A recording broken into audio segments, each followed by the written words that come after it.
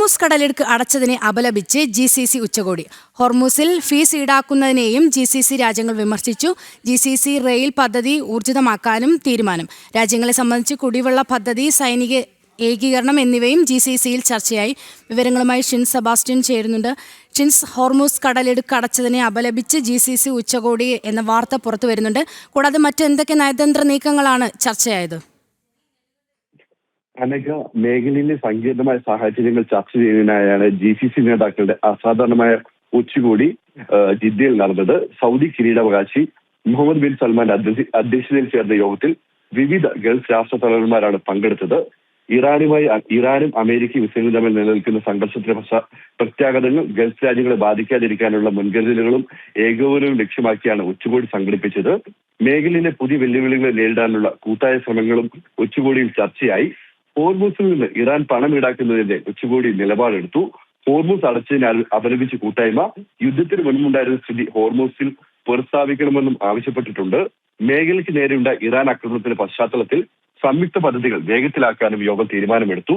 GCC രാജ്യങ്ങളെ ബന്ധിപ്പിച്ചുള്ള GCC rail പദ്ധതി, GCC വൈദ്യുത ശൃംഖല, GCC oil and pipe line, GCC മേഖലയിലാകെ എത്തുന്ന ശുദ്ധജല നെറ്റ്വർക്ക്, ബാലിസ്റ്റിക് മിസൈലുകൾക്കെതിരെ മുൻകൂട്ടി മുന്നറിയിപ്പ് നൽകുന്ന സംവിധാനം എന്നിവയെല്ലാമാണിത്.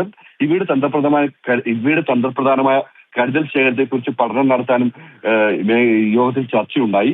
മേഖലയുടെ സുരക്ഷയിൽ ഇളവ് പാടില്ലെന്നും ഏതെങ്കിലും ഒരു അംഗത്തിനെതിരായ ആക്രമണം മേഖലയ്ക്കെതിരായി അക്രമമായി കരുതണമെന്നും യോഗത്തിൽ അഭിപ്രായമുയർന്നു. ഇതിൽ പങ്കെടുത്തത് ബഹ്റിൻ രാജാവ് ഹമദ് ബിൻ ഈസ അൽ ഖലീഫയും ഖത്തർ അമീർ Sheikh Tamim bin Hamad al താനിയും കുവൈറ്റ് കിരീടാവകാശി Sheikh Sabah al Hamad al സബാഹും UAE ഉപപ്രധാനമന്ത്രിയും വിദേശകാര്യമന്ത്രിയുമായ Sheikh Abdullah bin Zayed al Nahyan എന്നിവരൊക്കെയാണ് ഉച്ചകോടിയിൽ പങ്കെടുത്തത്. ഇതോടൊപ്പം ഇതിൽ ഏറ്റവും ശ്രദ്ധേയമായ കാര്യം ഉച്ചകോടിയിൽ ഒമാൻ ഭരണനേതൃത്വത്തിൽ നിന്നുള്ള മുതിർന്ന നേതാക്കളുടെ അസാന്നിധ്യമായിരുന്നു. ഒമാനിൽ നിന്നുള്ള ആരും ഈ യോഗത്തിൽ പങ്കെടുത്തില്ല എന്നുള്ള കാര്യം ശ്രദ്ധേയമാണ്. ഏതായാലും ഇറാൻ ഹോർമൂസ് കടലിടുക്കുന്ന പണം ഈടാക്കാനുള്ള ശ്രമത്തിനെതിരെ ശക്തമായ തീരുമാനവും അതിനെതിരെയുള്ള നടപടികളുമാണ് GCC രാജ്യങ്ങളുടെ നേതാക്കളുടെ യോഗത്തിൽ നിന്നുണ്ടായിരിക്കുന്ന അനഘ. ശരി ഷിൻസ്, വ്യക്തമാണ്. ഹോർമൂസ് കടലിടുക്ക് അടച്ചതിനെ അപലപിച്ച് GCC ഉച്ചകോടി. വാർത്ത നൽകുകയായിരുന്നു ഷിൻസ് സെബാസ്റ്റ്യൻ.